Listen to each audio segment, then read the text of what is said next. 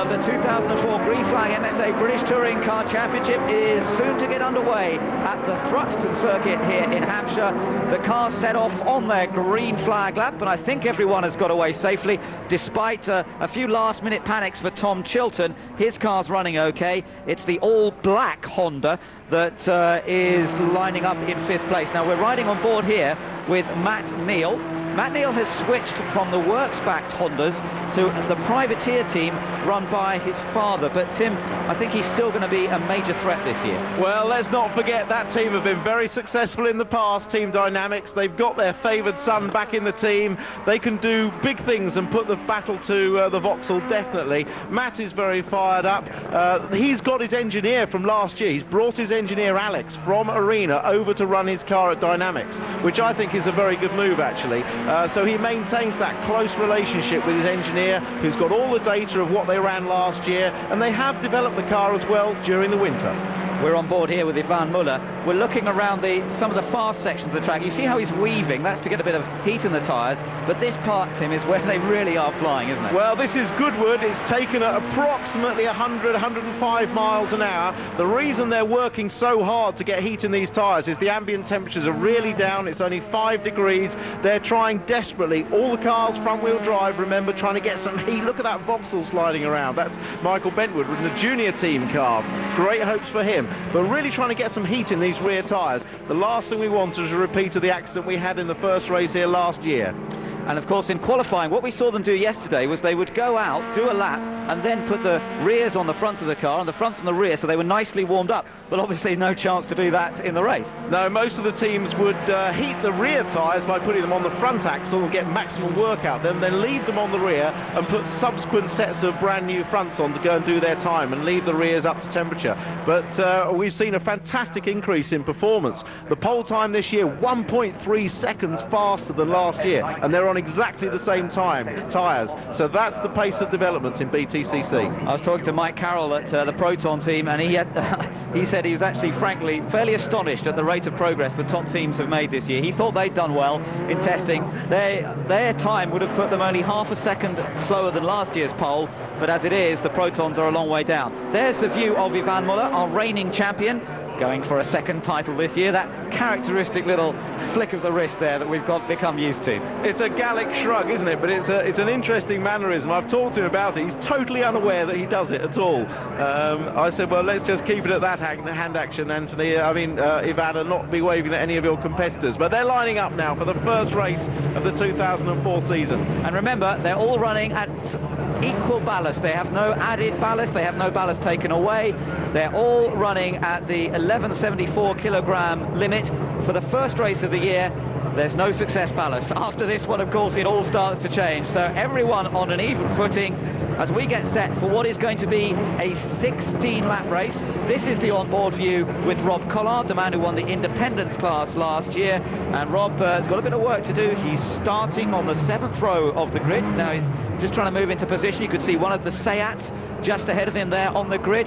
That's Rob Huff in the second of the Seats. Jason Plater, remember, former champion, starts back on the 4th row. We're all set to go for the first round of the touring cars of 2004.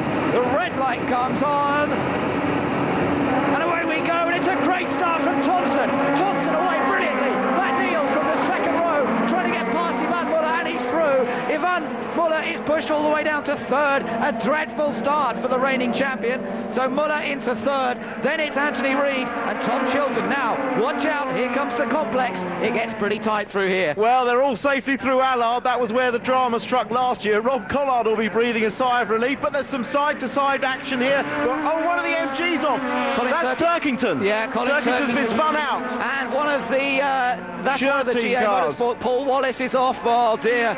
And John George in the LPG powered car. Rob Huff trying to fight his way. Look at James Thompson get away. Oh, and we've got another one off in the background there in the gravel. That looked like Paul Wallace's teammate, actually, I think. Charlie Butler Henderson flying off. It was certainly a black car. Black, the predominant colour on the grid this year. No, Charlie's still there. No, there's Charlie fighting alongside with Collard.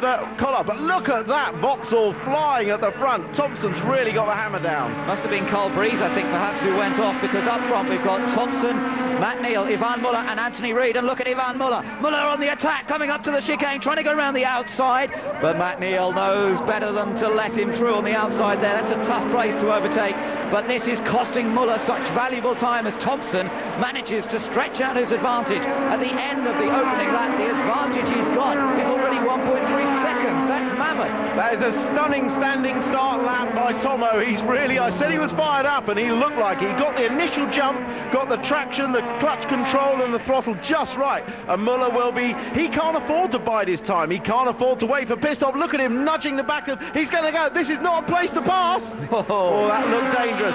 But he can't afford to wait. There are no pit stops. This is a flat-out sprint for 16 laps. So, still Muller. Now he's under attack from Anthony Reid. Anthony Reid trying to take advantage, get side by side. Remember, these two have had their moments before. They came to blows in the paddock at Brands Hatch last year, but Reid's got through. He's up into third, and now behind him is the youngster, the 19-year-old Tom Chilton, who has all the pressure of being the Works Honda driver, the only Works Honda driver this year. Back on board with Yvan Muller. Into Church Corner, the fastest corner on the circuit.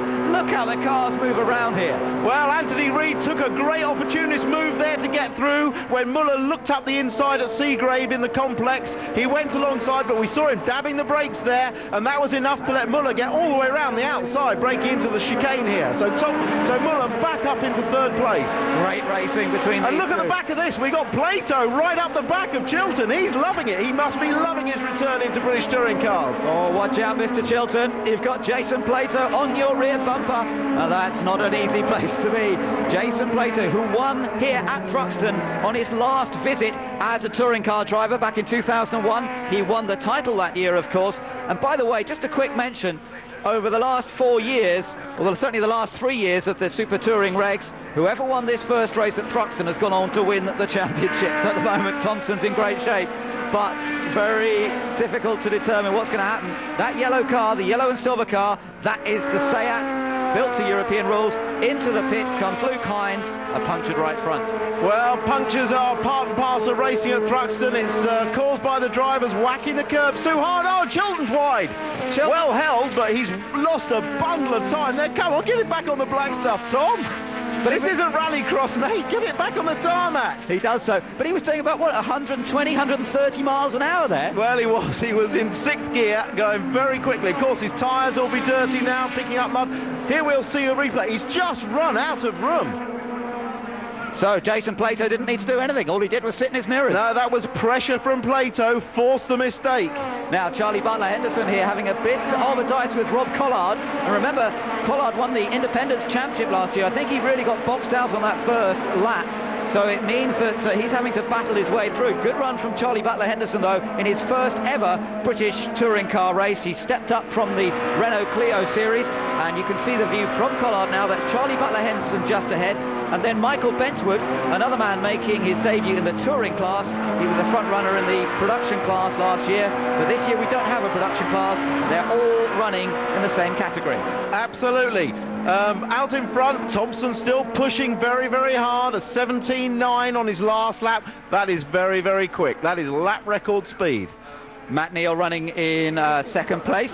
Currently at the moment the battle for 10th place is between Michael Bentwood and Charlie Butler-Henderson. Remember, whoever finishes 10th in this race will be on pole. Chilton's for gone race wide 2. again. Chilton wide again and letting Collard through, I think, that time. So he's really got trouble with that left rear of the car, stepping out and running very wide. And if he's got it this early in the race, he's in for a bit of a nightmare ride hanging onto that Honda for the rest of the race. And here we see Bentwood lining up to try and pass Sean Watson-Smith, and he's going to do it on the inside, or is he? Well, Watson-Smith trying to keep the door shut. Him.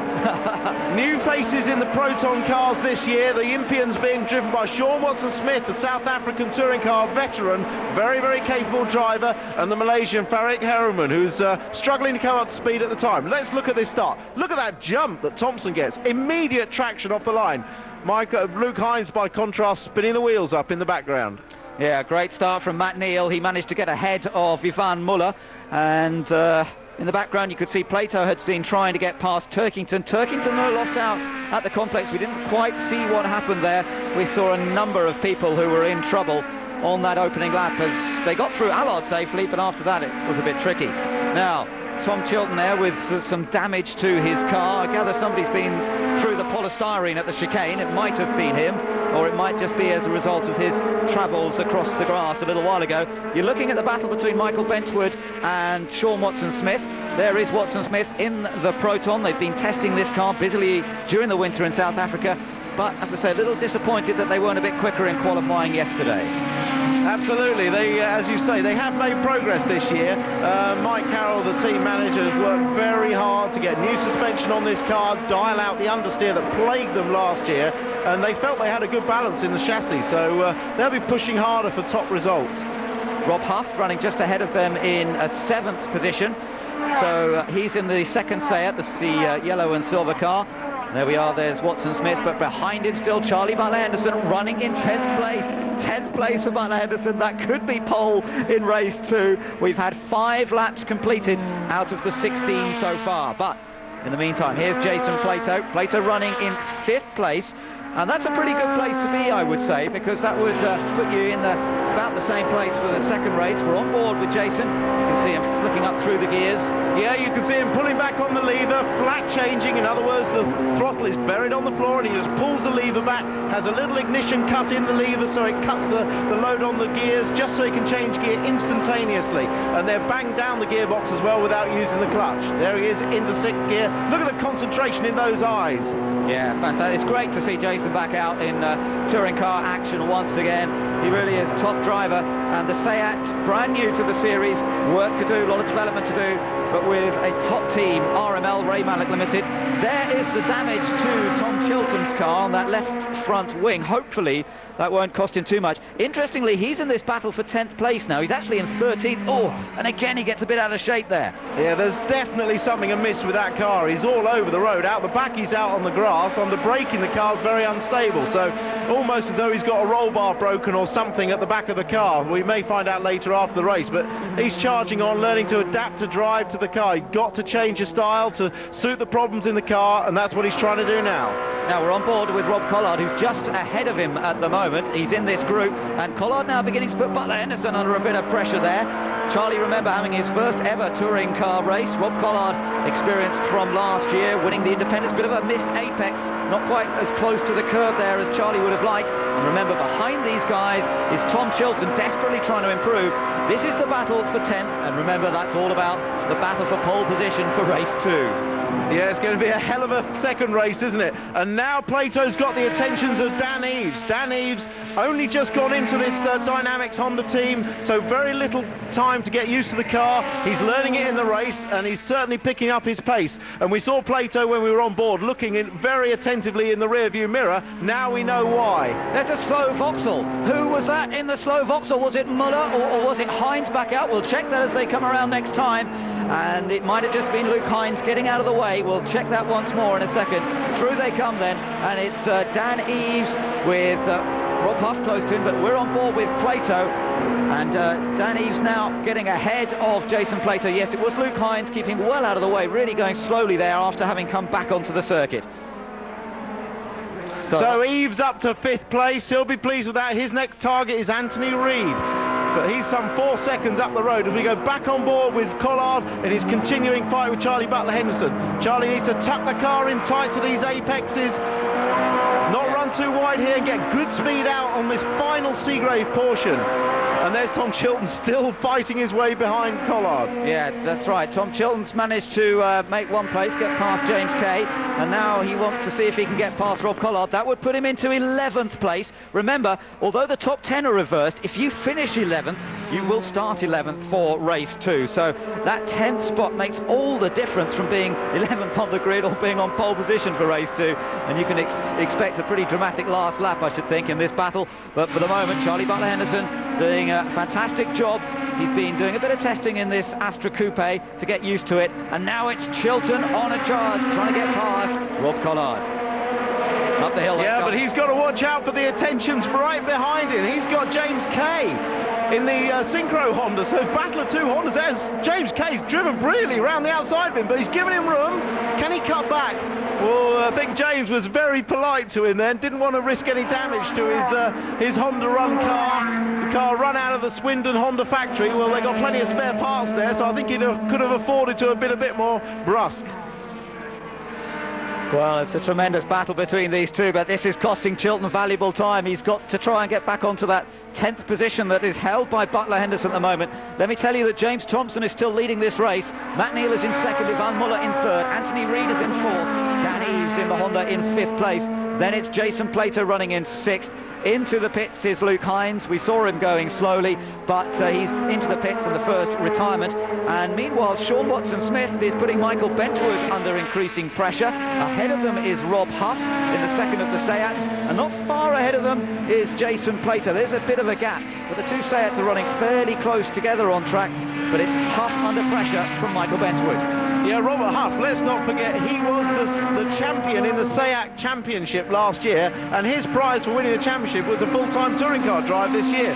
So he's a lucky boy, but he's coming under pressure from Michael Bentwood. Yeah, good stuff there. Bentwood, of course, having to get used to front-wheel drive. Last year, he was driving a BMW in the production class, so he's having to relearn his technique to a certain extent. Whereas Rob Huff, although it's the first time in a touring car, he won, as you say, that Seat Cupra Championship, and that was a front-wheel drive car. He's also raced competitively in the Clios, so he knows what he's doing out there. Discussions going on in the VX Racing camp as they try and determine what the problem was for Luke Hines. Sad way for him to end his touring car debut in the top class, but that's the way it goes sometimes. This group of three are catching, actually, Jason Plato, but we're going further ahead to second place man Matt Neal. On board with Matt Neal then, he is... Matt really pushing hard, doesn't want the back markers to get in the way. You can see him just covering the brake pedal with his left foot. Just a little bit of doesn't want to lift off the throttle and unbalance the car, so just a little bit of pressure with his left foot on the brake to slow the car down in the highest loaded corners. Pumping the pedal up, that's interesting. That means he's got a little bit of brake fade and he needs to tap the pedal to build the pressure before he gets the corner. Now back with Rob Huff and Michael Bentwood. Huff touching the grass under pressure. Yeah, this is great stuff. Two young chargers in touring cars, both determined to make a name for themselves this year. And Rob Huff doing his utmost to keep Michael Bentwood behind.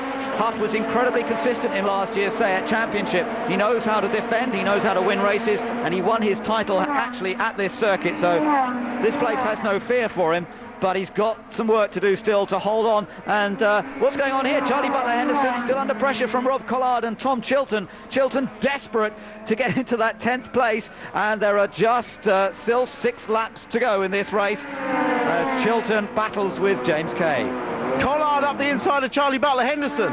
They're side by side, and in the background James Kay up alongside Chilton. So 4 cars side by side. But at the end of the day, Collard is the winner. He comes out in front.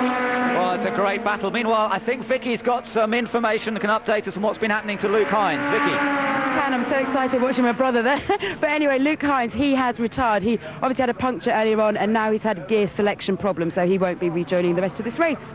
Okay, well, your brother's doing pretty well, Vicky. 10th place at the moment. If he can hold on to that to the end of the race, he'll be on pole for race 2. But there is our race leader, James Thompson. And this is putting behind him what was a rather poor outing for him here at Thruxton last year. And in some ways, it was almost a determining race meeting that gave Muller that little edge in last year's championship.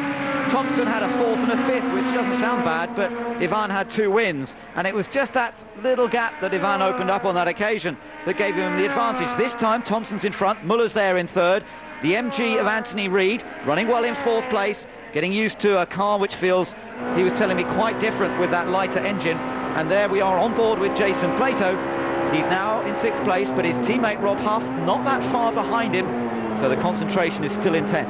Yes, Jason Plato, the only man that has to have his crash helmets built specially to accommodate his nose. But let's go back to this battle in the background. Sean Watson-Smith giving a great 2004 debut for the Proton. He's been battling hard and could find himself on the front row of the grid. He's in 9th place at the moment, could find himself in front row grid for the next race. John George, we saw briefly there in the LPG-powered Honda Civic.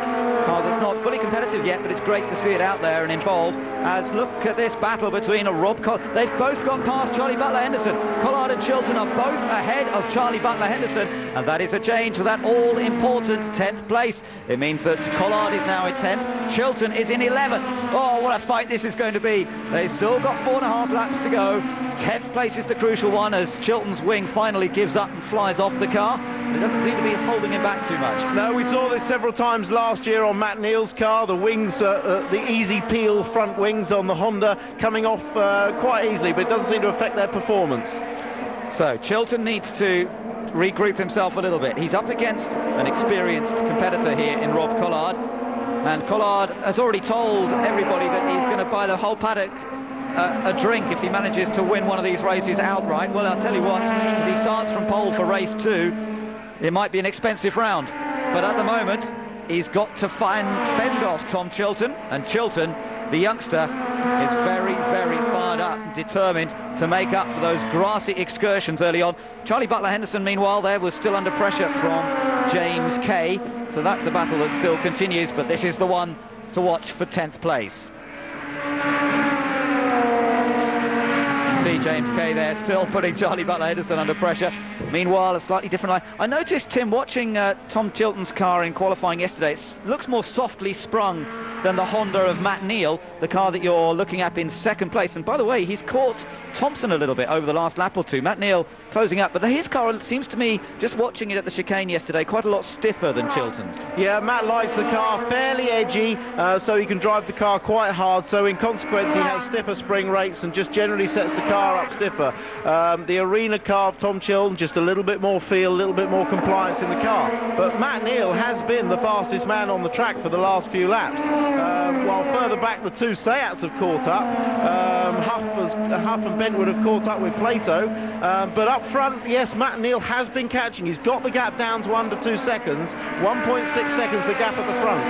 Now, of course, with these races being a little shorter, there are no pit stops anymore, but what it does mean is that the tyres are having to go effectively a little longer. They always had a pit stop to change those front tyres, give them a new set of tyres for the second half of the race. They're actually having to go that little bit further now, and perhaps we're seeing the results of a bit of tyre wear now. I think that there always is tyre wear at Thruxton. You can see how hard the cars are cornering and for how much of the lap they are actually turning. So tyre wear is always a factor. But the pattern we used to see in the past was that people would make an early pit stop, but then running a longer second stint. So this is actually shorter than the second stint that they would have run before. So the tyres have run this distance before, but they're not concerned about life of the tyres too much. They'll have a new set for the next race and push these as hard as they can. Well, Rob Huff coming under more pressure again from Michael Bentwood. These two have had a tremendous dice throughout now. Bentwood tries to go the outside. Huff covers that line, but doesn't leave room on the inside. That shows that he's got a good racing head on his shoulders, because he didn't leave a big gap on the inside either. And again, it allowed them to close up to Plato. And Plato, I wonder if he had a little problem, because he had a big gap halfway round that lap, and then suddenly he didn't. I wonder if he's got a problem on the brakes or something, because they seem to be able to close up a lot at the chicane. There are differences. We're seeing here ETC specification cars, the Seats, racing against BTC specification cars. There are differences on brakes. Oh, Chilton has finally got past Collard. It's taken him 12 laps, but he's finally got past. But going back to the battle here, yeah, you've got, we're swapping again back to the battle. Charlie Butler-Henderson pushing again, trying to get back. He's in 12th position. Collard is now in 11th and will start 11th, whereas Chilton, the car in front of him, if he finishes here, will start on pole. Yeah. So that is a fairly important position. And it would mean also that Sean Watson-Smith in the Proton would also start in the front row, according to the way they're running at the moment. So that would be pretty amazing, front row, to see that. But Tom Chilton's got to still fend Collard off for the remaining lap and a half or so, as these two Seats are close together. Jason Plato coming under pressure from his new boy teammate, Rob Huff. And Jason won't want to be passed, or will he? He's left the door open. He's allowed Rob Huff to go through, and I think he's allowed... Now, is this a bit of tactics coming up from the Meister Jason Plato here? Does he want to lose a few places and have a better grid position for race 2, I ask myself? Well, you may well ask yourself. The only problem I could see there was a problem on the brakes, and the ETC cars do have smaller brakes than the British cars, although they run lighter in weight. So, but that seemed a very deliberate manoeuvre to let the two cars pass, and you could well be right there with Mr. Plato. And here you can see, back to the front, the lead, the gap down to less than a second, only 0.9 of a second between Neal and Thompson. So the final lap we're on at the moment, and James Thompson, is he going to take the first win of the season, or will Matt Neal get him on the run up towards the chicane, or perhaps attack as they go through the chicane? Car moving pretty slowly. That's Jason Hughes in the background in the privateer MG. But James Thompson has driven superbly here in the opening encounter. A superb start from the first pole position of the year, and Thompson is going to come through to take victory, and it's going to be Matt Neal who takes second place. Thompson the race winner, Matt Neal finishes in second, and we'll expect to see Ivan Muller through in third. But who will finish in 10th place, and for that matter, who's going to finish in 6th place? Rob Huff still, oh, he's got it sideways, well held, he holds it, and he stays in front of Michael Bentwood, and I think that will be enough. Muller's through in third, Reed in fourth, Eves in 5th place, Rob Huff takes 6th ahead of Michael Bentwood, and Plato, is he letting? He's trying to let the Proton through. They're all slowing down. They're all slowing down, trying to get the best grid position for race 2, and that's what we thought we might see, and it's exactly what we will see. But Tom Chilton was 10th. He will take pole, and Watson Smith didn't fall for Plato's trap. Watson Smith backed right off, and he will start on the front row as well. Well, it did prove one thing, didn't it, that Plato was playing a little bit of gamesmanship there for the second race. He wanted to lose a bit of extra weight and start on the front row of the grid. He will start third for the next race, so he's still in with a good chance, but great fun to see that. I think a great first race. We saw unexpected competitiveness, I think, from the ETCC spec cars. The Seats running up front at first. Clearly the differential is pretty close to being right. We saw a fighting race from James Thompson off the grid, and Matt Neal didn't give an inch all the way through, did he? Finishing just 0.6 of a second behind. Fantastic racing. There we are on board with Ivan Muller. He'll be disappointed. It was all about that start, really, and that got Matt Neal ahead of him, and Ivan really couldn't do much from there. But don't forget, he's not as badly off as Thompson and Neal, because Thompson will have maximum ballast. He'll have to start 10th for race 2. Matt Neal will have a lot of ballast. He'll have to start in 9th place for race 2. Ivan Muller, a bit less ballast. He'll be starting 8th. So that might turn back to the Frenchman's favour a little bit for races 2 and 3. Who knows? It's all so unpredictable at the moment. But what we do know is that Tom Chilton will be on pole for race 2. There's confirmation of the result then. Thompson ahead of Neal and Muller, with Anthony Reid in 4th place, ahead of Dan Eves, Rob Huff, Michael Bentwood, with Plato there not quite managing to drop to 10th place, so he finished in 8th ahead of Watson Smith, and Tom Chilton in 10th. So we'll take a quick break, and we'll be back with more from the winners of the first round of the championship here at Thruxton. Yes, he's had to change an engine, but it's actually a 2002 specification engine, so slightly down on power than one he had before, but it was the only way they could get him out for this race. So where they go then, green flag is waved, and Tom Chilton leads them away. He will determine the pace of this lap. He goes away fairly quickly, and interestingly, Sean Watson-Smith in the Proton goes away a little slower, a little more slowly. Now, it's an interesting battle here, because Sean Watson-Smith, who is on the front row, is a very, very experienced touring car driver, but he's not particularly experienced in the British Touring Car Championship and with the circuit itself. Nonetheless, he knows the circuit well enough now. He's raced on it, so he'll be in good shape, and he'll try and keep a bit of pressure on Chilton at the start, I'm sure. Yes, I spoke to the team in the interval, and they were quite happy with his first race result, and they've got a better set of tyres to put on for the car this race. They knew there was a chance he'd be starting near the front, so they saved their best set of tyres for this race, so he needs to use those well. There we are on board with Jason Plato, and Plato starts in 3rd position with all the ballast, almost all the ballast taken out, not quite all the ballast taken out, but remember, as Tim was telling us, because this is built to the European regs, this car is extremely light, and where that will help him most is at the start of the race. If he doesn't get too much wheel spin, that is, if he can get a good start and get good traction, he could rocket off the line, couldn't he? He could. I mean, he's really going to have a good strong charge. We saw him interviewed in car. He obviously knows this is his best chance to get a good result this weekend out of the 3 races. Starting lightest against the Muller and Thompson Vauxhalls behind with more weight. This is his best chance, so let's see what he makes of it. We had an onboard view from Matt Neal's car. Matt Neal's got some work to do, though. Of course, he starts in 9th place this time, having finished 2nd in race number 1. There's Jason Hughes, the car working okay this time, and towards the back of the field, Luke Hines in the 3rd of the VX Racing entries, car number 57 there, the youngster who won the production class last year. Well, he's really got his work cut out in race 2, but I would imagine that he could pick off the places as we go through this 16-lap race. Yeah, he retired because of the gearbox problem, which they've now replaced. He, of course, had a puncture before that. Missing from the back of the grid is the second Proton of Farik Harouman. He also was having an engine change, but hasn't made it out onto the grid. That's a great shame for the second Proton, but at least they can all focus on what's going to happen to Watson Smith, starting from his front row position. Tom Chilton now has slowed the pace down and leads them into the chicane. In fact, no, he's a little ahead. Plato it is who's controlling the pace. I can tell you that Chilton's already back on the grid. The professionals are going to make him wait here, Tim. The seasoned pros have not rushed round. They're just going to let Tom sit and wait for a while. Yes, I should think his heartbeat is well over the 100 beats per minute at the moment, and or as we say in the trade, he's on the rev limiter. And it's going to feel like a long time here because they're only just moving into position around him, and of course he's still got all the other guys around at the back of the grid to make their way through the chicane. There they are, last few cars just making their way through now, with the safety cars behind, and the doctor's car ready on the first lap. They'll follow for part of the first lap, and we're now getting ready for race 2 here at Thruxton to get underway.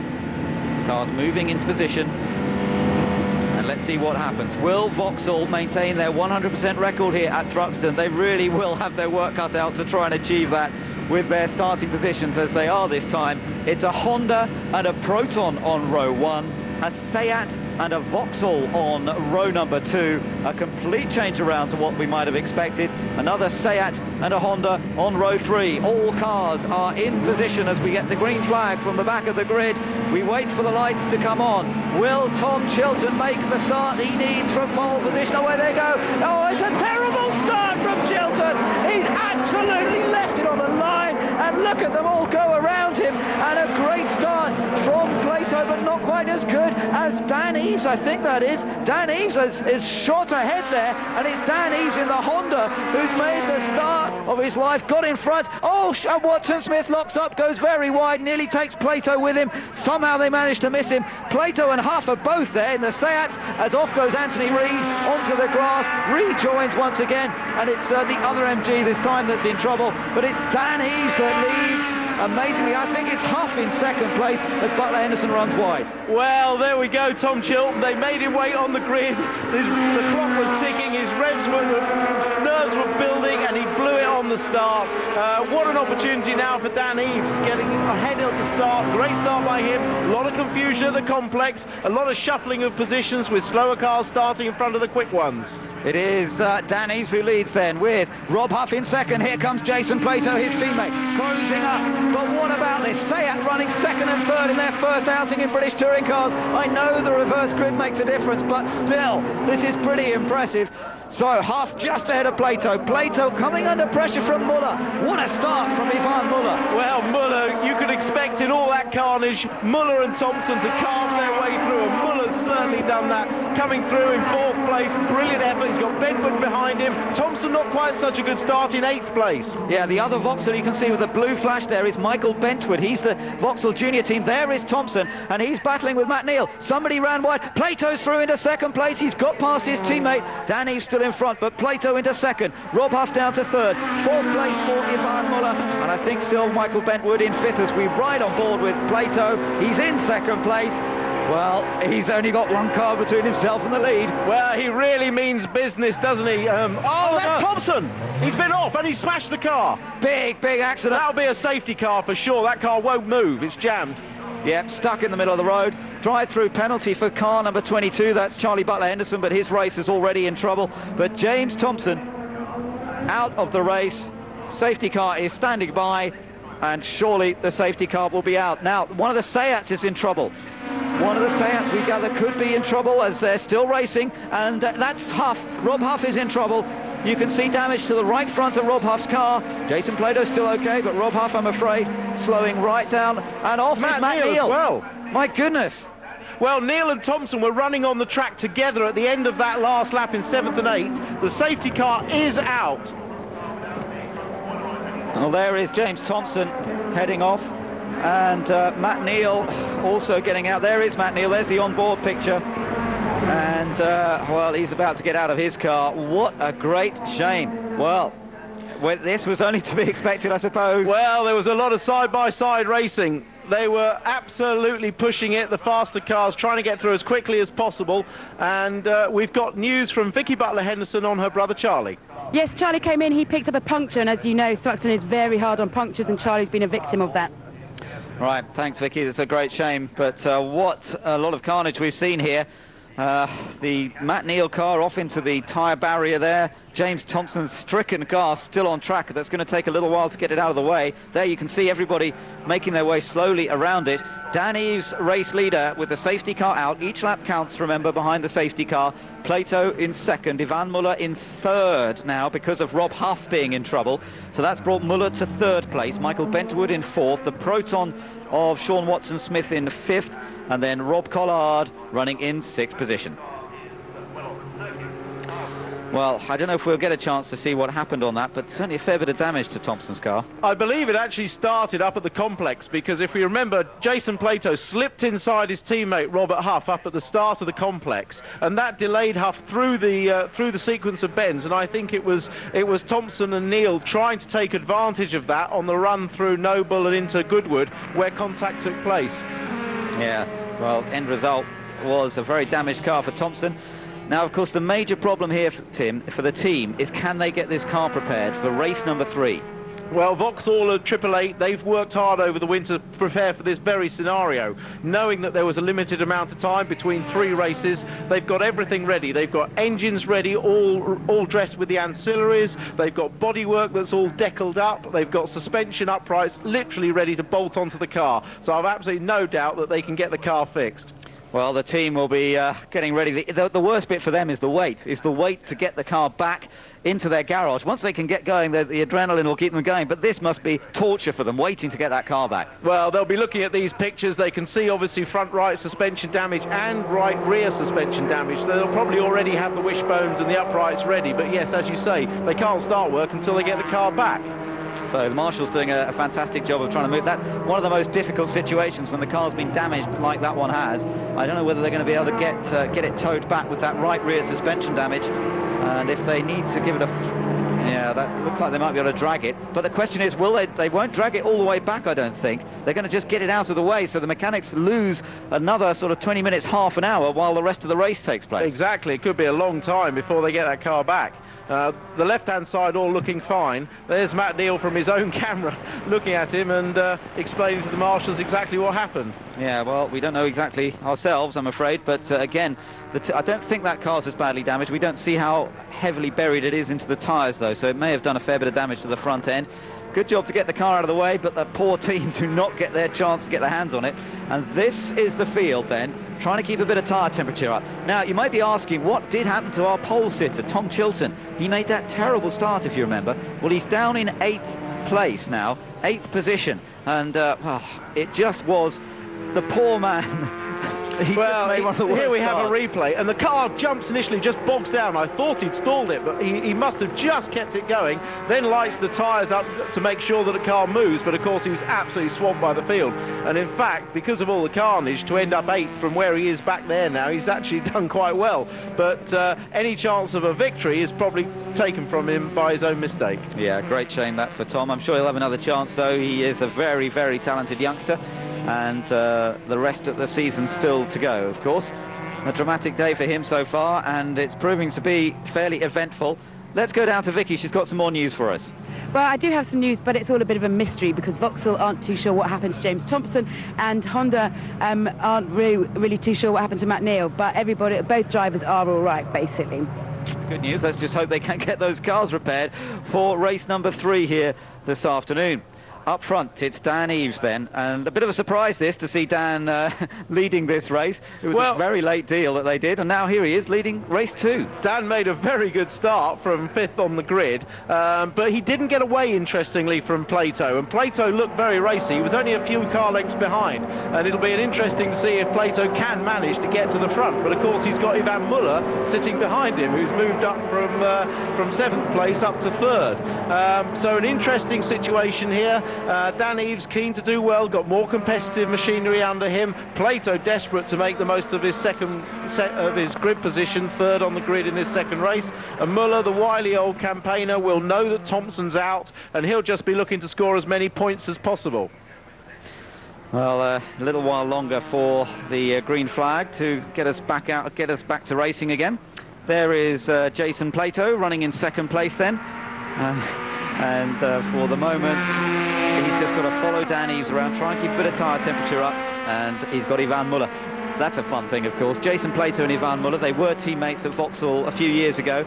They didn't always see eye to eye, shall we say, over particular incidents, and now here they are, ready to race again. We've been waiting for this moment, haven't we, to get Plato and Muller on track side by side. And I don't think we're going to have to wait too much longer.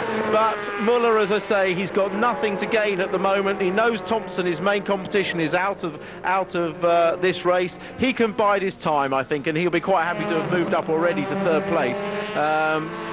Plato, by comparison, has got everything to gain and will really go for it, I think.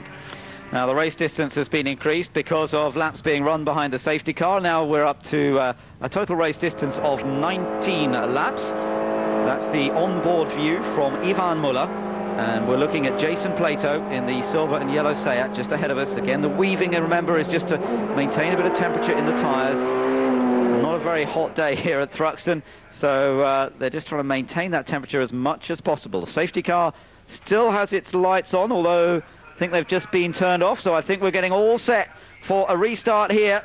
The green flag will be shown as they come across the line. No overtaking until they get past the man with the green flag, but they do accelerate up to racing speed as they come down here, and Plato already under attack from Ivan Muller. Michael Bentwood then chasing with Watson Smith in the Proton immediately behind. Dan Eves making a very good restart there, maintaining the edge as Tom Chilton goes around the outside, and now we get them very close into the complex. It's Eves chased by Jason Plato, and following him we've got Ivan Muller right there. Oh, and a spinner, that's the Proton of Watson Smith. He keeps it going, keeps it lit, and doesn't lose too many places. Well, Sean Watson-Smith showing he's learned how to save a front-wheel drive car by burying the throttle. No problem there. Very spectacular, but well saved. Rob Huff's car, the Seat, missing its whole front bumper section now, as he lost a bit of time earlier on. There must have been contact somewhere, but look at this battle that's going on for second place. Muller now trying to go with Jason Plato. Can't really go around the outside. This is the view from onboard Muller's car. A little flash of the brake lights from Plato, and through Church Corner at about 120 miles an hour. Now picking up speed to nearly 150 miles an hour up towards the braking point for the chicane, and it's Honda, Seat, Vauxhall trying to go around the outside, but Plato's not going to let that happen. No, running on these weights, the car's very evenly matched down the straight and on the brakes. Dan Eves it is, who's so far so good out in front. He's never won outright a round of the British Touring Car Championship. He's won in the Independence class. He was the Independence champion 2 years ago. But what an opportunity this is. Still a long way to go. Huff is off the racetrack. There's obviously damage. Plato going for the lead, trying to get in front, and he's side by side into the second part. Jason Plato takes the lead of the race. Ivan Muller also trying to move up into second place. He goes around the outside of Eves, and it's Plato 1. Second place for Muller, Eves down to third, and Michael Bentwood, the youngster in his first meeting as a touring car driver, right up there as well. Fantastic move by Plato round the outside into the Campbell start of the sequence at Campbell Cobb Seagrave. Great move by him, and here we have it, Jason Plato in only his second race back in the Touring Car Championship, leading for Seat with his arch nemesis Muller right behind him. You could not have scripted this any better, as Plato now has his mirrors filled with the reigning champion, Ivan Muller. In 2001, Plato won the title, and these two didn't quite come to blows, but they certainly didn't see eye to eye. A few blows were traded in terms of bodywork, bashes on the circuit, and now Muller locking the brakes. Plato controlling it beautifully at the moment. Remember, the European touring car spec machine of the Seat, perhaps not as strong on the brakes, but he certainly didn't seem to give anything away to Muller there. No, he's defending the inside just as much as he needs to. That's Huff's car being pushed away into the garage, just defending on the inside to stop Muller getting up the inside into the last chicane, and Plato driving beautifully, actually, as quick as he can, as online as much as he can, and just defending as much as he needs to, but driving very, very well. I'll tell you what, Muller has not got a major advantage. He may be able to attack, but that Sayat is going very quickly indeed. A bit of a surprise to everybody to see just how fast this car is, being run by a team that has won championships in the British Touring Cars before, RML, Ray Malek Limited. They've done a brilliant job on the preparation of this car, and there it is, riding just in front of us as we ride with Ivan Muller. Still Dan Eves in third place, but these two former one reigning champion, one former champion, scrapping up front. We've lost James Thompson from the equation, I'm afraid, after the accident earlier on in this race, but these two are putting on a pretty good demonstration. Michael Bentwood not far behind, and then it's Rob Collard running well. Luke Hines, by the way, has come up to 6th place in the other VX racing machine, and that's brilliant because he started right at the back of the field for the race. Top 4 come through the chicane safely, and Plato it is, still with a very, very slight advantage over Ivan Muller in second, Dan Eves in third, and Michael Bentwood staying with them. Beautifully driven this from Bentwood in his first real experience at the top level of touring cars. Watson Smith's still in there in the Proton. He's running in 8th place. Off is John George in the LPG powered Honda. Yeah, he's getting back going again, but this is great experience for Dan Eves and Michael Bentwood, the two young guns, if you like, in new cars this year. This is the perfect experience for them, following Muller around, right on the pace. They can watch and learn, and they will pick up. Nobody learns quicker than in a race. It's the best way to test, is actually getting out there racing. And they're immediately now picking up their pace, learning off Muller, and it wouldn't be surprised to see them challenging later in the race. Two MGs running down in 9th and 10th places at the moment, so they're not going quite as well as they did in the free practice sessions yesterday. They were very fast in free practice, but it doesn't seem to have been converted into race pace as yet. Still some way to go in this race. Remember, it's been increased to 19 laps, and they're coming up to complete lap number 9 this time. Tyre wear will become a factor as we go through. Look at Tom Chilton, by the way. Chilton now attacking Luke Hines. Luke Hines and Chilton side by side through the chicane. Chilton loses out, and he may lose that place to Watson Smith there if he's not careful, as the Proton tries to come back at him once more and has the line in towards Allard.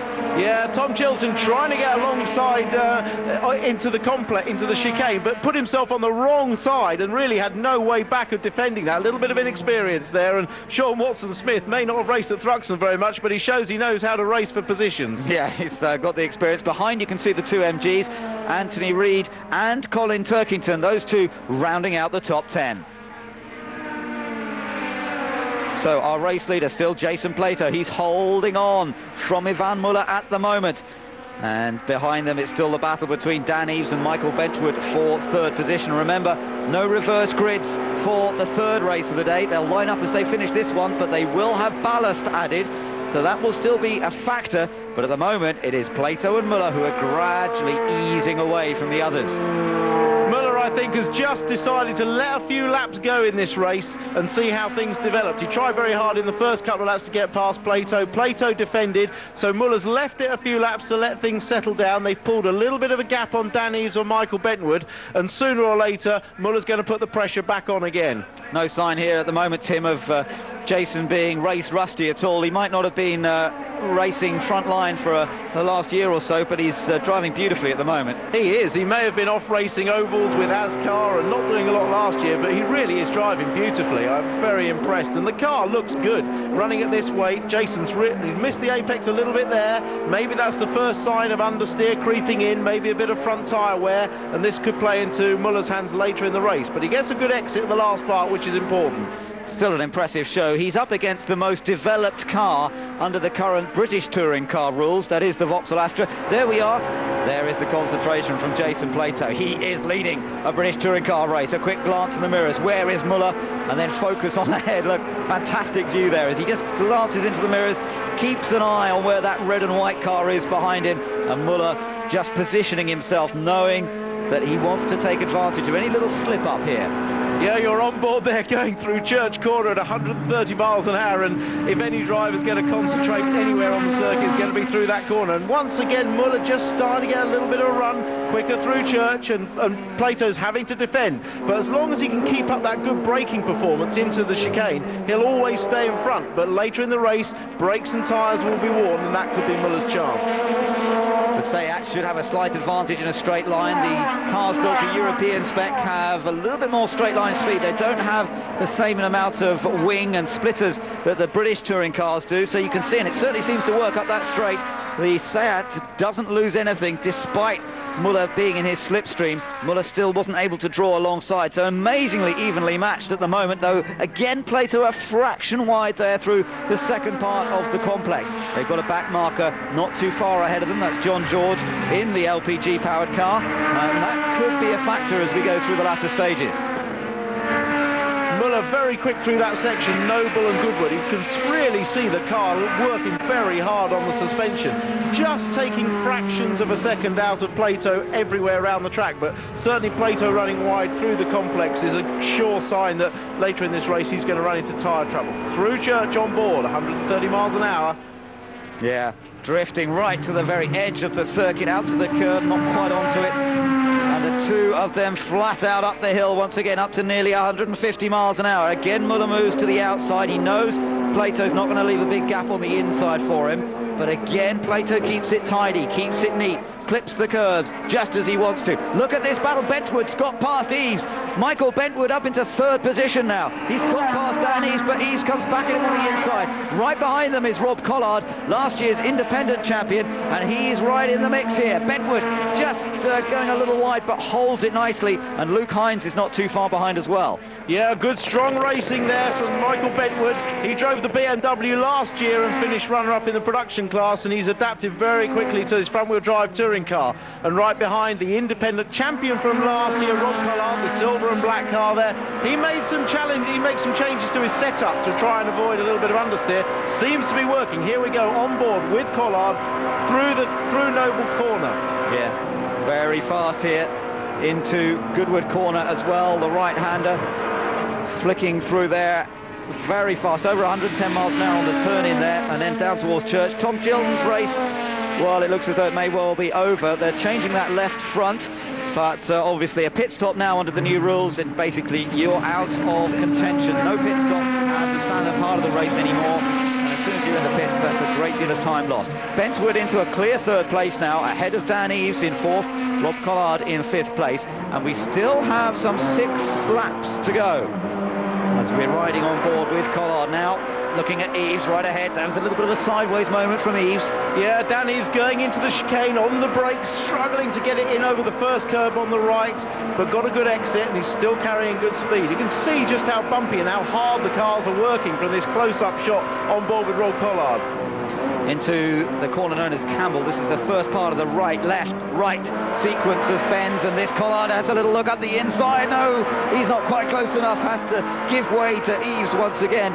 They've got to be careful. If they fight too much, they will really lose touch with the leaders, but for the moment all Collard's worried about is trying to move up one more place, and that would give him fourth. Look at how Plato's pulled away from Muller on this last lap. Yeah, Muller must have made a big mistake up at the complex somewhere, because he's dropped back quite a bit. And that'd be absolutely brilliant for Plato. I mean, he'll be delighted to see that gap behind him. I don't know whether Muller has a problem or whether he just made a mistake. We'll have to see in the next lap or so whether he can catch up. Yeah, we'll keep an eye on his lap times. Luke Hines in another of the VX racing cars is closing in on Rob Collard here. Up the hill they come then. It's still Jason Plato who leads from Ivan Muller. The gap has opened up a little bit. It was 0.7 last time. Here comes Collard moving on the outside of Dan Eves. Can't get through there, so he slots to follow through on that one line through the chicane, really. Trying to clip the curbs nice and closely. Across the line come the race leaders. The gap's still 0.7 between Jason Plato and Ivan Muller. Local track for Collard. He had such a disastrous race, crashing just here on the first lap last year. He'll want to do well. He really loves this place. He loves the high-speed corners, and he'll be keen to get past Dan Eves, who runs wide immediately, and it's so close to contact there, so close. But he's got Hines right behind him, so he really wants to not muck about anymore and get past Eves, who's obviously struggling with understeer on the front end. Yeah, Yes, Yves having to adapt his style perhaps to the Honda Civic. He's had very little running in this car, switching across, of course, from a Peugeot 307 run by Victory Racing last year.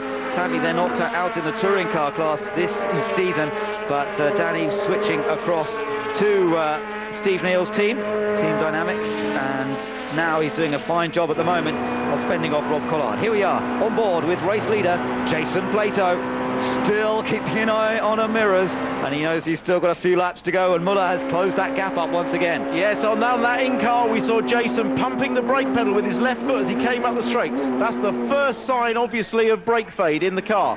What happens is the brakes get hot, the fluid starts to boil, the brake pads are pushed away from the caliper, and the driver has to pump the pedal to get that firm pedal when he jumps on them. That's the first sign of problems. Last time the gap was 7/10 of a second, it's only 4/10 of a second now between Plato and Muller. Third place for Michael Bentwood. What a great run this is for Michael Bentwood, the 26-year-old from Cheshire, who raced, as we said, in the BMW last year. Before that, he was a bit of a single-seater ace. He raced in the Formula 3 Championship, has also raced some European, Italian Formula 3000. But Bentwood really putting on, there he is, a tremendous show with the blue flashes on the car. That's the way to spot him. It's not a works car, that. It's an independent car run by Tech Speed Motorsport, but it's run under the Vauxhall Junior banner. Bit of smoke there from the MG, Tim. Yeah, he's caught up. I mean, that's Anthony Reid. He's actually caught up that Yves Collard-Hines battle. So unless that's a new problem, it could just be a bit of bodywork rubbing on the tyre, but he has been going very quickly. So there is Turkington. He's chased by Watson Smith. The Proton, I'm afraid, couldn't maintain its front row starting pace. Here comes Muller. Look how close he is now to the back of Jason Plato's car. And this battle is once again fully rejoined as Plato leads them through into the chicane one more time. They'll come around to complete lap number 16 out of 19 this time around. So far, so good for Plato. The car's holding up well, but Muller's applying more and more pressure. 3 laps to go. Whatever that problem was Muller had a few laps ago, he's caught straight back up, and clearly with 3 laps to go and no one close behind him apart from his junior teammate Bentwood, he'll start to put the pressure on very hard indeed. Fastest lap in this race to Jason Plato, interestingly enough, on just a second lap at a 1:18.324. Pace a little slower than we saw earlier on today, and the higher temperatures perhaps getting to the tyres at these high speeds. But look at Muller now. Oh, he's almost touching Plato as they turn into the right-hander at Goodwood. You cannot get any closer than that, surely, but Plato holds his line. Yeah, that was, I've said Muller was very quick through Noble, that left-hander, and he obviously knew there would be a chance if he carried good speed there to slide up the inside on the approach to Goodwood. But Plato was up to the challenge. He's been checking his mirrors. He knows just where to place the car at the moment to stop the faster Muller getting through. So which way will Muller go this time? Will Plato leave a gap for him anywhere? No way. He's too much of a seasoned professional to do that. Turns through the chicane, concentrating on getting a clean exit, getting the power down early. Front wheel drive, both of these cars, remember, 2-litre engines, and although they might be built to slightly different specifications, this first ever meeting where we've got the cars built to European rules up against cars built to British rules, well, you couldn't have made it much closer than this, I don't think.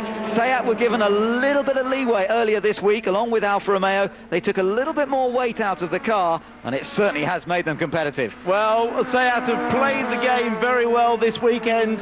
I do so hope that Jason wins. It'd be absolutely fantastic for the championship. He's driven brilliantly with a lap and a half to go, but it would be perfect. It just shows the rules are working, and these cars can race very equally amongst themselves, and it's great to see.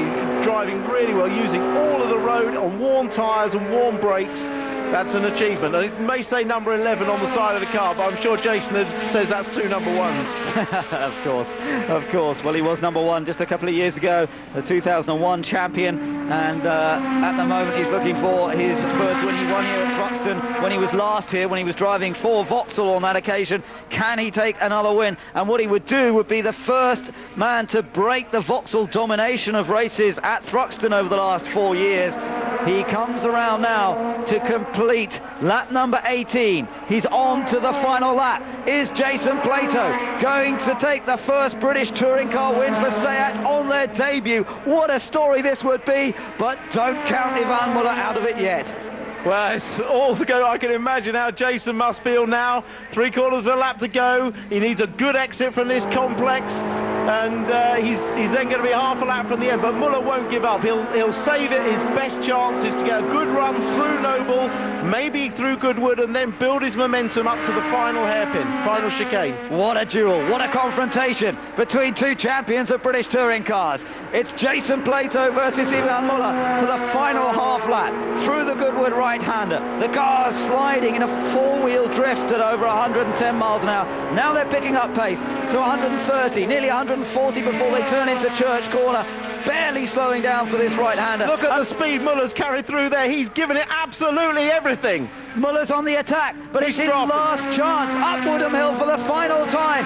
Can Muller take it? He's going to have to go around the outside because Plato won't give him a chance up the inside. He's onto the brakes. Plato's holding on. Plato's through into the chicane. He's kept it straight. He's kept it tidy. And Jason Plato is going to win for SEAT. What a dramatic victory and what a performance from Jason Plato. He beats Ivan Muller on SEAT's first time in the British Touring Car Series and rewrites the history books as Vauxhall are beaten here at Thruxton for the first time in 4 years. What a fantastic race. Well, I'm convinced Alan Gow has come back to take the realms of touring cars. He's shaken everything up, a new race format, and did it ever produce a fantastic race. It's encouraged SEAT and other ETC cars to enter, and Jason has just proved they can beat the champions Vauxhall.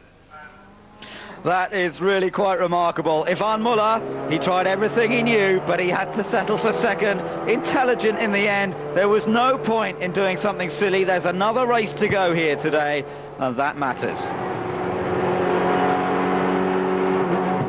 Is about to get underway. The third and final round of the day. Jason Plato versus Ivan Muller. This is the warm-up lap. Now look at the back. There is James Thompson. Those mechanics have done a fantastic job to get the car ready. He had front suspension damage, rear suspension damage, but thankfully the chassis was undamaged and they've been able to rebuild it. Now also in trouble in race 2 was Matt Neal. He will be allowed to join the grid at the back as they come past the pit lane exit. So he sets off now and he will also join from the very back. So it means that we have the winner and the man who finished second in race 1 both starting from the back, Tim. So how do you think they'll make progress? Will it be fast? Will they be coming through the field quickly? Well, I mean, Matt Neal hasn't lost out too much there by starting it from the pit lane. The mechanics obviously taking a little bit extra time to set the car up. He would have been on the back row but one anyway, so not a lot lost. The real performance measure for their cars will be just how much of a time as their mechanics had to get the car all pointing in a straight line, because they can affect the car tremendously, but they're running light, so they should be very fast. Well, we shall see. The man who's not running light any longer, I'm afraid, is Jason Plato. He's had 42 kilos of lead ballast put in the car as a result of winning that previous race. We're on board here with Matt Neal right at the very back. So we've gone from the front looking at Plato to the very back. Here we are with Matt Neal behind James Thompson. And it was these two that tangled in race 2, unseen by us, that caused the damage to both cars. More damage to Thompson's, I think, than Matt Neal's.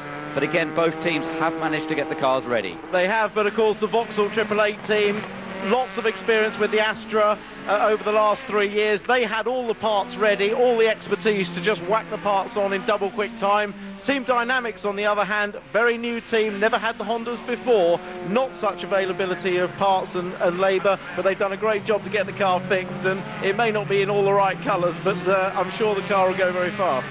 Well, let's wait and see what happens. Watch out for the MGs making a little bit of progress. Anthony Reid actually has had a couple of good results, a 4th and a 6th. By my reckoning, Ivan Muller heads the points table at the moment after the first 2 races, thanks to a 3rd place, a 2nd place. Is he going to get one better again this time and take the victory? We'll find out soon enough. That's the onboard view with Ivan Muller, the Frenchman, who won the championship last year and would love to take it again this season. But Jason Plato drove superbly in race 2 to fend him off, keep him under control and take the win for SEAT. It's a heavier car that he's driving now, and that could make life more difficult, particularly off the line. And Muller, well, he reckons it's about time he made a good start. Neither of the last 2 races have been particularly good for him in terms of getting off the line. Third time lucky, perhaps, for the Frenchman. So here they are, coming down towards the grid. I think somebody may have a problem and is heading into the pits. Michael Bentwood. Well, I talked to the team earlier, and they did fear this might happen. They had the engine temperatures climbing towards the end of the last race, and despite a great third place finish for Michael Bentwood, I think the engine is cooked and he's not going to be able to take the start of race 2. Great disappointment for the young man who's shown so well on his first touring car outing. But let's now concentrate on the front runners. Jason Plato. Well, he was so happy after that race when I saw him just a little while ago, and he was still buzzing. Can he do it again? It's going to be much more difficult this time, there's no doubt about it. Ivan Muller, the master, lining up alongside him. Let's see what happens here. On the second row of the grid, Dan Eves, no Michael Bentwood anymore, so Collard's got a free run to the first corner, and away we go with the third round of the championship. Muller reasonably well off the line, but Plato good from pole position. Certainly a better start than we saw from Tom Chilton in the last race. They're side by side as they go through Allard's corner, and they're still side by side as they head towards the complex. A 90-degree right-hander coming up here. This is where there can be trouble, and Muller's got ahead. He sneaks ahead of Jason Plato, but we've got cars off already. That looks like Dan Eves in trouble, and that's a great shame because he's been going so well this weekend. Dan Eves, who's out of the race. Muller leads, Plato second, and Anthony Reid has come up to third in the MG. Well, great start by Muller. He got round the outside on the approach to the chicane, the first complex section, managed to hold it out. He wanted to get in front, I think, very quickly at the start of this race. He didn't want Plato leading him. He knew Plato would be a little bit vulnerable, heavier car off the start, and Muller actually got away first. Dan Eves, I thought, was creeping on the line, but he's actually ruled himself out anyway by spinning off. Yeah, he has been given a drive-through penalty, but it's a bit irrelevant now because he's already got off and lost any real chances here. Anthony Reid chased by Luke Hines, the youngster there, in car number 57, the Vauxhall, the red and white machine. That's under pressure from the Proton Impian of Sean Watson-Smith, the South African, in the Petronas-backed car. Is certainly going quite well this weekend, learning the circuits, learning the British Touring Car Championship, and they've made some improvements to the car. Meanwhile, the race leader is through Allard, and that is Ivan Muller. Jason Plato right with him though. Look, there's no gap at all between them. And we're on board with Matt Neal here as he tries to make his way up the order. He's behind Paul Wallace. Tries to go for the inside, decides against it, but look at Anthony Reid in the MG, the black car in third. Suddenly he's really beginning to make his presence felt. Anthony Reid running slightly lighter, 9 kilos less than the base weight, but I thought Muller would actually fly away, but Plato and Anthony Reid at the moment keeping him very, very honest. Great stuff from Reid, and right behind him, the youngster, Luke Hines. Off the track is Charlie Butler Henderson. So Vicky's brother, I'm afraid, is out of this race early on. It looks as though there might have been steam pouring out, so it might have been an engine problem rather than a mistake. But at the moment up front, it's really close together, the battle. I'm surprised we got 2 more cars off. Tom Chilton is one of them. Tom Chilton in the Honda, and we'll try and pick out who the other one is. It's Jason Hughes in the Privateer MG. And it's all happening everywhere at the moment as Anthony Reid comes under pressure from Luke Hines for third place. 3 different manufacturers at the front of the grid. There's a Vauxhall, there's a Seat, and there's an MG, all battling it out, line astern, a Proton there in 5th. This is British Touring Car Racing. Here's a replay with, that's on the approach to Noble. That's a very high-speed section. They were only disputing 15th place, so no need to get that personal. No, that's right. Great shame. Chilton's had a really tough time this weekend in the end, as it's turned out. But that's Hughes getting back on. I don't know whether that's from a separate incident. Look at the damage to the left rear. I don't think he's going to be going very much further with a wheel at a very drunken angle. Muller leads. Plato in second place. Now perhaps Muller's just beginning to edge away very slightly from the Seat. The MG of Reid in third position, but into the pits, the Proton has come in, and that is Farik Harriman, the Malaysian driver, as Hughes slowly tries to make his way back to the pit lane himself. Colin Turkington further down in the second MG. He's currently running in 6th place, but the leaders are still closely bunched together, about 130 miles an hour through that corner, and then still accelerating up the hill, very nearly 150 miles an hour from a 2-litre very basic racing car. It's an amazing speed up towards the chicane. These cars all based on the road cars that they look like. There's no difference in the actual body shell and the chassis. and a 2-litre engine producing about 300 brake horsepower, and they can still get 150 miles an hour up to that chicane. Colin Turkington in the second of those black MGs. He's joined the back of this trail. He was one of the stars of last year's Touring Car Championship, very much one of the young lions. And although he hasn't had a particularly good run in the first 2 races, he has been very fast. And he will relish this chance to get further up. As Sean Watson-Smith touches just a brief touch there. Is that going to give Turkington a run? It may well do. The MG behind the Proton there now has got a good run as they come out towards the quick corners here at Thruxton. Muller still leads Plato, then Reed. Look at this battle that's going on between Watson-Smith in the Proton and then the black car of Colin Turkington. Race winner at Brands Hatch last year. Carl Breeze in the Alfa Romeo has been off, but he's rejoined. He's a long way down the order, obviously, as a result of that. And also off, that must be Paul Wallace, I think, in another of the GA Motorsports Shore Team cars. So we've got to watch everywhere at the moment as Colin Turkington... That's Thompson up alongside Turkington. Remember, Thompson started at the very back. There's a replay of not enough road there for Paul Wallace. But Thompson has fought his way through. This is a brilliant charge from the back. There's clearly nothing wrong with his car. As up front, Reedy's pushing up, but Thompson, running very light, is now right in the thick of it. Yeah, he's up to 6th place. So the winner of race 1 now into 6th place. Ivan Muller leads, Plato in 2nd place. But keep your eyes on James Thompson, the man who won the championship in 2002, who won the opening race here at Thruxton today, then had contact with Matt Neal. There he is with the white flash across his windscreen. Thompson is charging. He's fought his way up the order into 6th place. The next man on his list, he's got to try and find a way past the Proton of Watson-Smith, and then he's got to try and get past Luke Hines. So, through Goodwood Corner. Again, you can see how the cars weave and bob about over the bumps at very, very high speeds. This is the fastest circuit in British motorsport, one of the fastest in the world as well. And these cars averaging around about 109, 110 miles an hour around this track. Jason Plato perhaps struggling a bit. Got to try and hold on to 2nd ahead of Reed. Jason Plato in the last race, extremely competitive, running light, but now the addition of 40 kilos, you can see him struggling on the brakes just to slow the car down. It won't accelerate quite as quickly either, and he's going to be under pressure all the way through this race. But we saw no mistakes from Plato in race 2.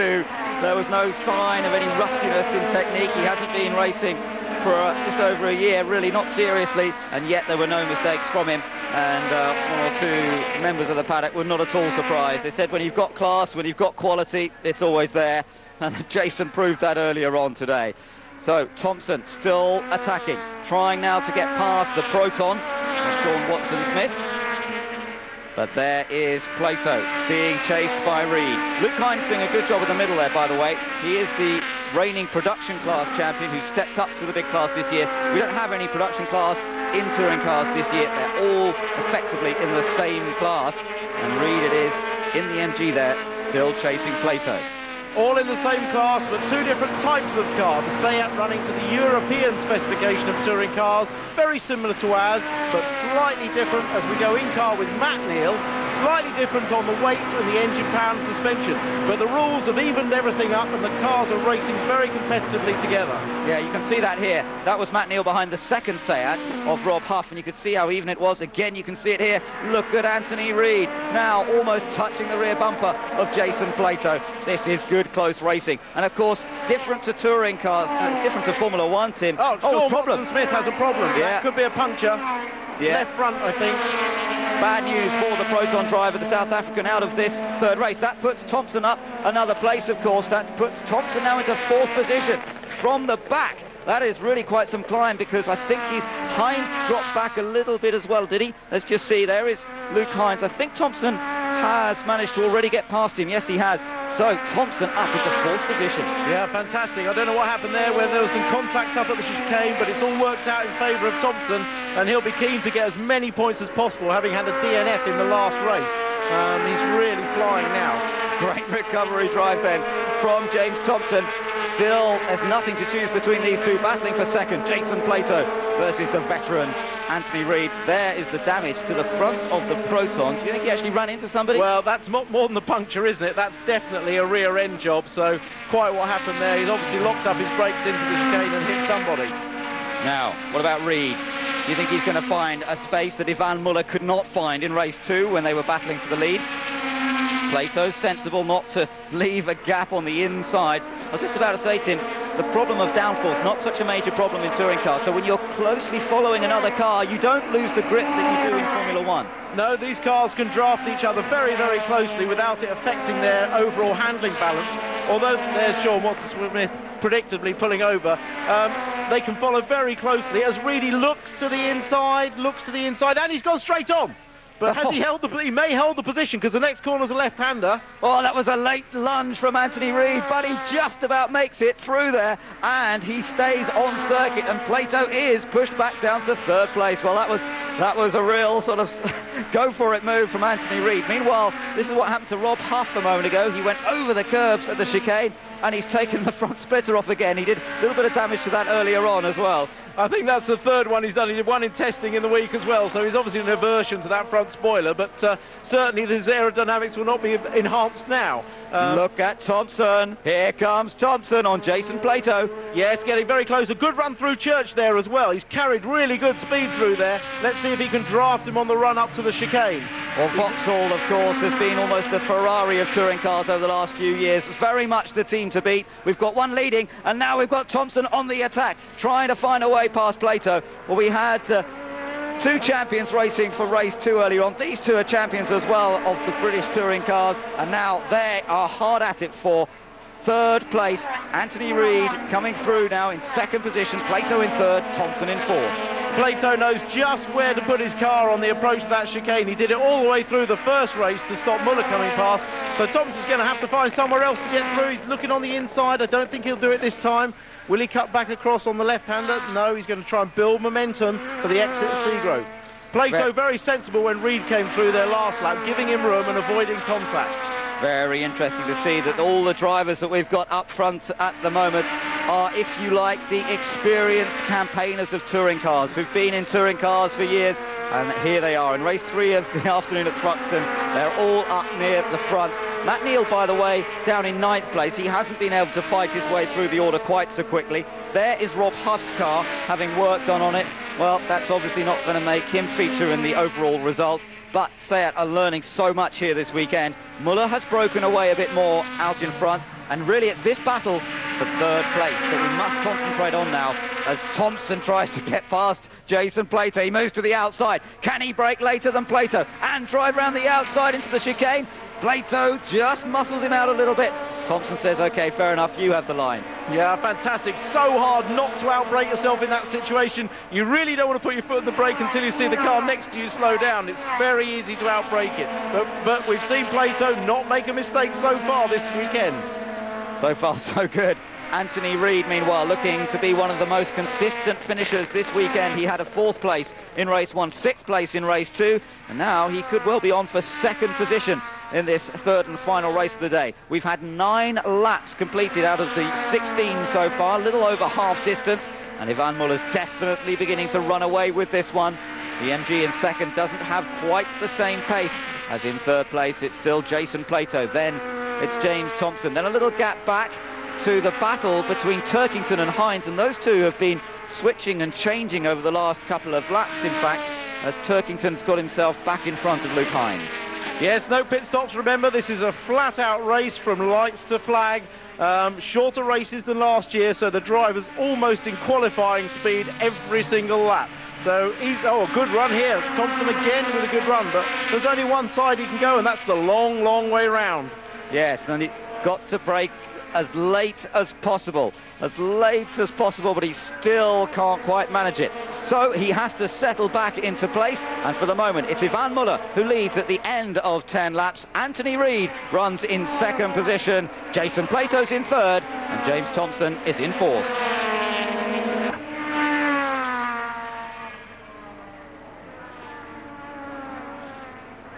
Colin Turkington and Hines have been hard at it here for lap after lap. And now Hines for the moment just ahead of the MG. Muller still looking very comfortable in front. Anthony Reid in second place. Jason Plato in third. Looking on board with Ivan Muller. Looks relaxed, controlled, and he's just got to hope that those tyres hold out. But I have to say, we haven't actually had, I better not speak too soon, but we haven't had any problems with the tyres so far. Well, tyres have been marginal. Matt Neal had a puncture on the slowing down lap of the very first race, having finished second. Nobody wants to compromise their car setup by reducing the camber or increasing the tyre pressures. That would lead to a loss in performance, but it is the only way to make the tyres last. Nobody really wants to do it. No, so they've got to be a little careful on what the setup they employ on the car is. Across the line to complete 11 laps now, and Muller's advantage some 2.3 seconds over Anthony Reid. Reid himself only 1.3 seconds ahead of Jason Plato, who for the moment is still fending off James Thompson. Behind Thompson then it's Luke Hines running fifth, Turkington sixth. James Kay, we haven't seen a lot of James Kay, he's just in the back of this group at the moment, and the car that's run by the boys down at Synchro Motorsport, the guys who work in the Swindon Honda factory during the week and give up their weekends to work on the racing car, well, they've got that car up into 7th place, there it is, and running fairly competitively. They've done a lot of work on it over the winter, but it is very much a restricted, very much a privateer program, and they'll be pleased to see James up there in 7th place. He's ahead of his rival from last year in the independence class, Rob Collard. He's running down in 8th place.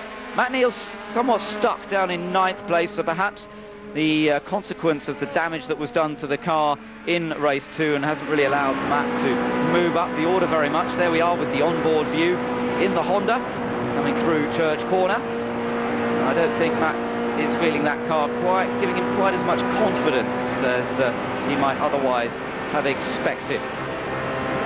So that's Matt, he's running down in 9th. Paul Wallace is running in 10th place at the moment. Tom Chilton is still running, he's in 11th place. And then behind him is Carl Breeze with Danny, who's still running in 13th, and John George in the gas-powered car running in 14th place.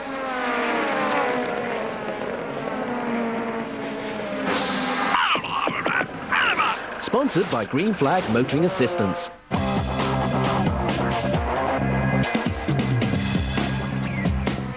12.5 laps have been completed of the third race of the day here in the 2004 Green Flag MSA British Touring Car Championship, and it's Ivan Muller, the reigning champion, who leads by 2.4 seconds from Anthony Reid in the MG, and it's the battle for third between Jason Plato and James Thompson that we have been watching. But once again, Plato's been doing a fantastic job of just putting the car in the right place and denying Thompson a chance to go through. There's Muller, we're on board with Ivan. What's going through his mind, Tim? Well, he's very comfortable at the moment. He's driven a champions meeting so far. He's attacked when he could, settled for the points when he could, and Thompson again trying on the outside, but really, unless Jason makes a mistake, with some very hot brakes there. That's on, I think that's Paul Wallace's car, the short-term Astra. Well, he's retiring.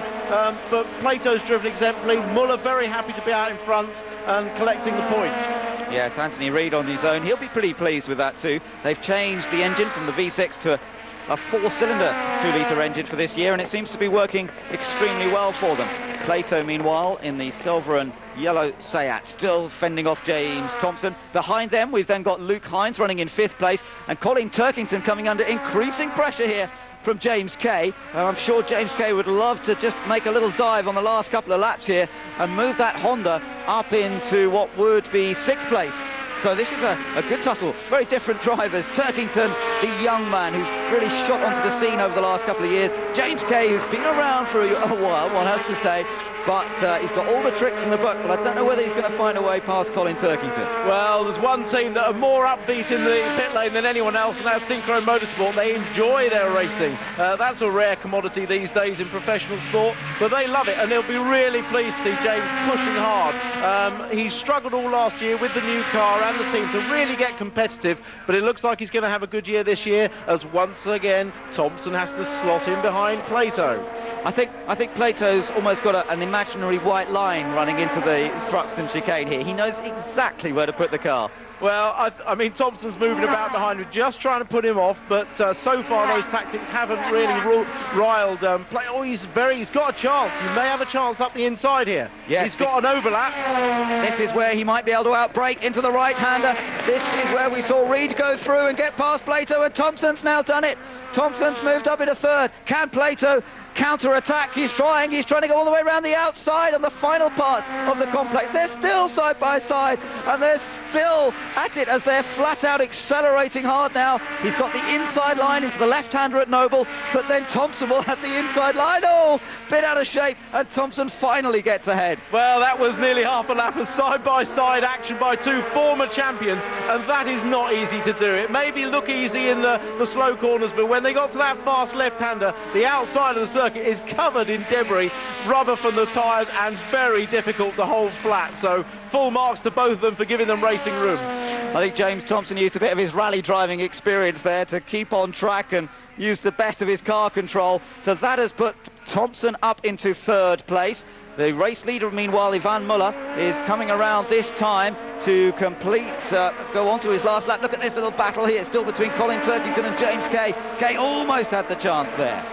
Very, very close, and now they're on the last lap. It's going to be all positions to fight for, but I'm sorry to see Jason Plato just lose out at the death. He's driven almost in Scale Electric style slot car precision today, but really the pressure told at the end, just on the brakes and everything else on the tyres.